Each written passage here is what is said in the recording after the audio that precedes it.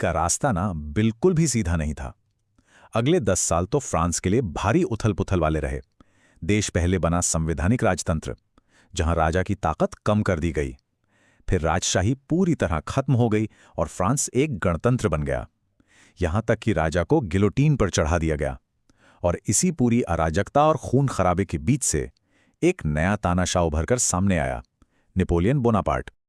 चलिए, अब हम क्रांति के सबसे स्याह, सबसे काले अध्याय की ओर बढ़ते हैं।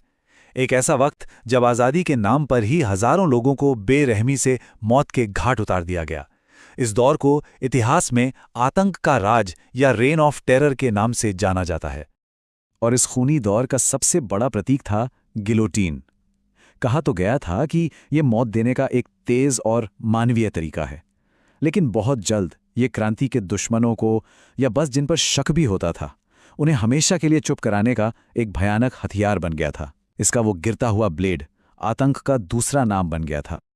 आतंक के इस राज के केंद्र में ना दो बिल्कुल अलग अलग विचार आपस में टकरा रहे थे। एक तरफ थे मैक्सिमिलियन रोबेस्पियर जैसे कट्टरपंथी नेता। उनका मानना था कि गणतंत्र को बचाने के लिए ये आतंक जरूरी है, ये एक तरह का तेज न्याय है।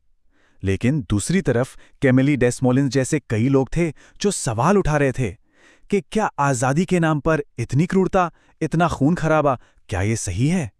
रोबेस्पियर की सरकार ने ना लोगों की जिंदगी के हर पहलू पर काबू पाने की कोशिश की। उन्होंने चीज़ों की कीमतें तय कर दी, खाने पीने की चीज़ों का राशन कर दिया, और यहां तक कि लोग एक दूसरे को कैसे बुलाएंगे ये भी बदल दिया। बराबरी को जबरदस्ती लागू करने के नाम पर चर्चों पर ताले लगा दिए गए। ये वाकई में कट्टरपंथ का एक चरम दौर था। इतने आतंक और इतनी अस्थिरता के बावजूद फ्रांसीसी क्रांति ने एक ऐसी विरासत छोड़ी जो आज भी हमारे साथ है।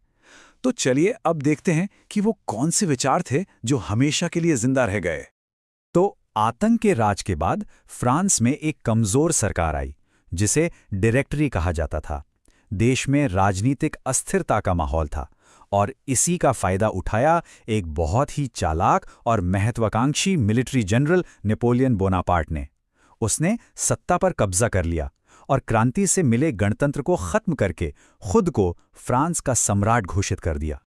हाँ, ये सच है कि क्रांति का अंत एक तानाशाही में हुआ, लेकिन इसने फ्रांस से राजशाही की जड़ें हमेशा के लिए उखाड़ फेंकी। पर इसकी सबसे बड़ी और सबसे स्थायी विरासत थे इसके विचार, स्वतंत्रता, समानता और बंधुत्व। ये सिर्फ नारे नहीं थे, ये एक नई दुनिया का वादा थे।